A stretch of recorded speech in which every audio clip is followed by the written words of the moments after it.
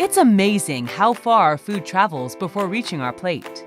In Indonesia, we are eating grains imported from North America, traveling half of the globe in more than 1 month shipment.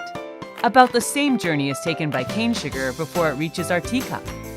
We are also drinking milk imported from Europe, which is about 12,000 kilometers of travel.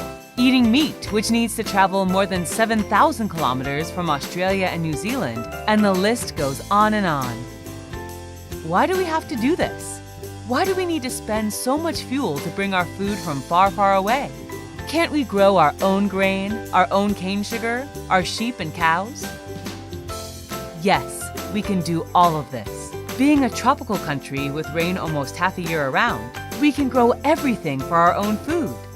In fact, we are one of the countries with the richest biodiversity. We should be able to produce more than what we need. But why can't we do this? Why can't we produce enough grain, sugar, meat, and milk? It's about capital, then skills. In a country where the bank interest rate gives a return of about 6% per annum, guaranteed by a deposit insurance, who wants to take the risk in agriculture, where the net return is about the same with a bank deposit return, but with a series of risks, from price fluctuation, pests, drought, flood, and other unpredictable risks? But with a big problem also comes a big opportunity. Here's what we see in iGrow My Own Food, iGrow Local Food. People in Europe only get about 0.05% return from their bank deposit. In North America, only about 1.35%. In Australia and New Zealand, about 3 to 3.5% deposit. What if you guys now have access to an investment of growing food in Indonesia for 260 million people? You don't need to be professional farmers or professional exporters for this. You can sit in your office. With your gadget, you can invest as easily as any other investments you have. But this time, you invest in a real sector, real market, huge food market in a country with the 4th biggest population in the world. Would you like to give it a try? I bet you will try. Why?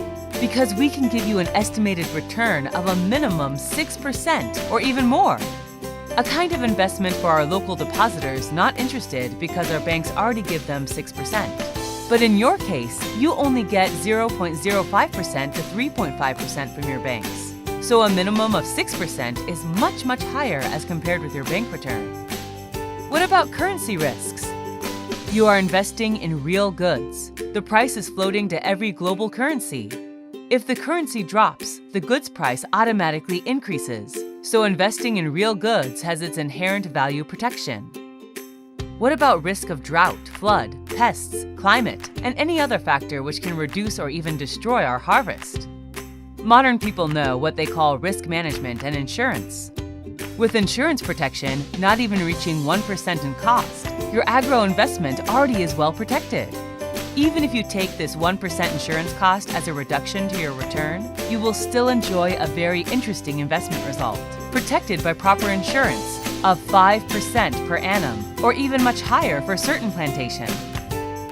But investment in iGrow My Own Food, iGrow Local Food, is not merely just economic benefits. In fact, the most important result for this investment is on environment and sustainability of our Mother Earth for generations to come. Imagine if we eat our local food, which only travels not even 100 kilometers from where we are. What a huge fuel cost can be saved. What a huge amount of CO2 can be sequestered. The world will be a more convenient place to stay, as we move from a flow of goods traveling around the globe to capital flows.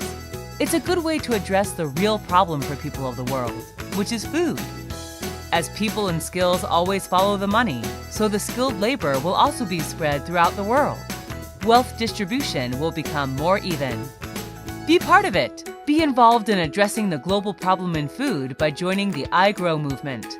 iGrow My Own Food, iGrow Local Food. Feel good by growing food.